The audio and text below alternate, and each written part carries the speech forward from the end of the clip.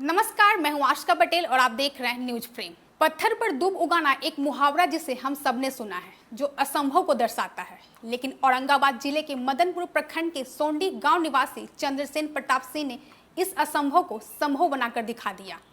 उन्होंने यह साबित कर दिया कि अगर इरादा मजबूत हो और दिल में कुछ कर गुजरने का जुनून हो तो पहाड़ भी झुकते हैं और बंजर धरती भी लहलहाने लगती है।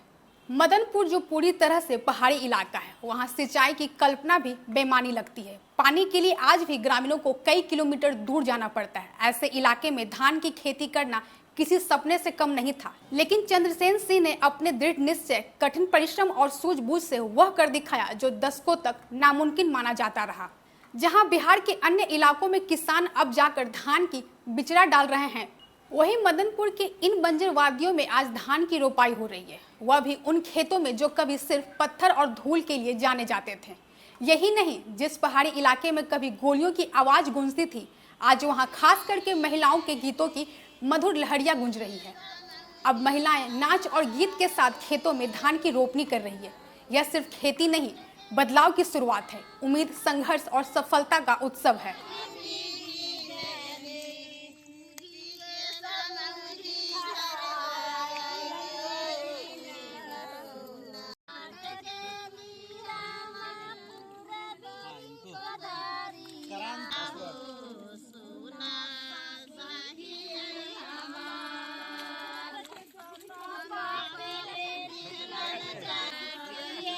चाची का खूब खुशी है, चाची का खुशी है।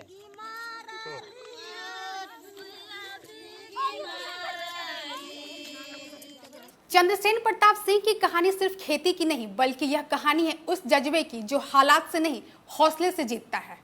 यह मिसाल है कि जब जिगर फौलादी हो तो पत्थर भी अन्न उगाने लगते हैं। चंद्रसेन प्रताप सिंह ने बताया कि हम बाहर एक प्रोजेक्ट कंपनी में काम करते थे, लेकिन पिता के देहांत के बाद हमें कठिन परिस्थिति में खड़ा कर दिया और अब घर की सारी जिम्मेदारी मेरे कंधे पर था।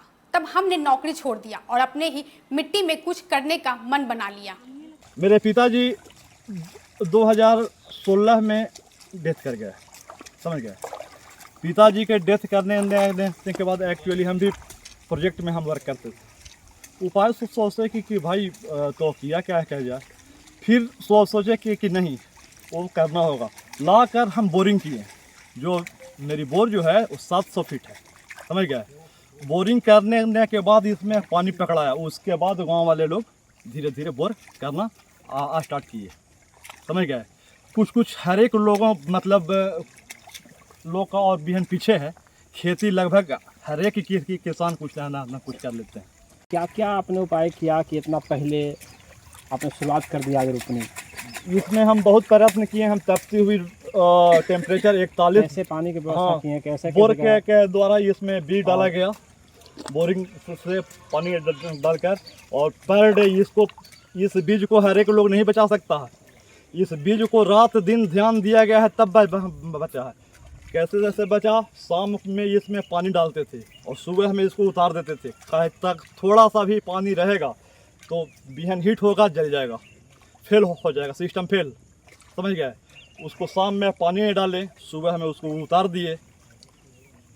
बहुत हार्ड परिश्रम के बाद इसको तैयार किया गया। जिस जमीन को कभी बंजर कहा गया, वही आज हरियाली है, जहां अब महिलाएं खेतों में गीत गाते हुए धान की रोपनी कर रही हैं।